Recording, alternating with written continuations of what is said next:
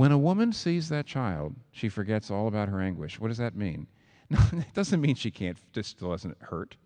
She means the joy overwhelms the anguish. This is an amazing statement. I've actually seen that 2 or 3 times.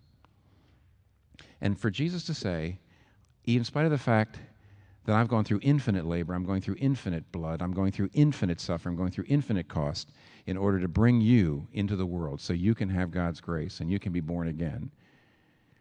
When I see you turn to me, when I see you born again, when I see you turn to me with your face toward me in faith, all of my suffering's worth it. I'm like a mother laughing through the tears of my labor, seeing the child born and put on my tummy. It's an amazing, absolutely amazing image and metaphor. And if you think about what that means, about how Jesus Christ looks at you, if you turn to him, it's life-changing. It's transforming. There's one more thing to think about, and only one. What does this look like when it comes into your life? How do you know you're born again? Or if you are born again, what do you see? Now we can get to chapter 19, finally. And you know what chapter 19 shows us?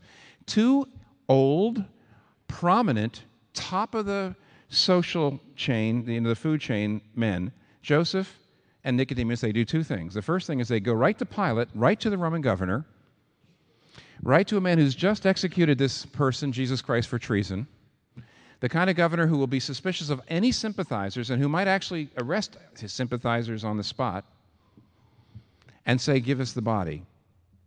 Incredible boldness, incredible courage. They don't care. They know the danger. They don't care. It's probably the most manly thing they've ever done.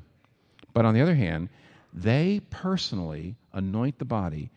They take the cadaver. It's smelly. It's old. It's bloody. And to anoint a body and to prepare it for burial was one of the most smelly, one of the most awful, one of the most demeaning things. Who did that? In that society, the only people who ever did that were who? Women. Women, because they were at the bottom rung of the ladder. And yet something has happened to Joseph and Nicodemus that they're not embarrassed to do this. It's not only the most masculine thing they've ever done, it's the most feminine thing they've ever done.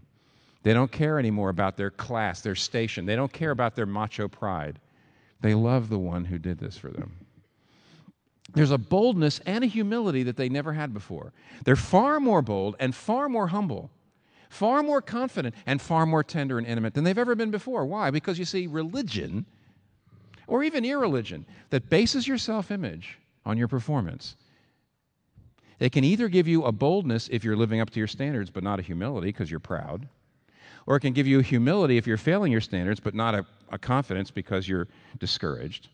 But the gospel is you are more loved than you ever dared believe. At the same time, you're more sinful than you ever dared believe at the same time.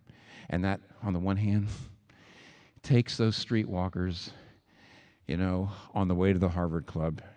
And if they're born again, it lifts their head up so that they can be as proud as anyone because the Lord of the universe loves them. But it also takes the head of the people in the Harvard Club and brings them down and says, but you're a sinner who needs to be born again, and you know better than anybody else.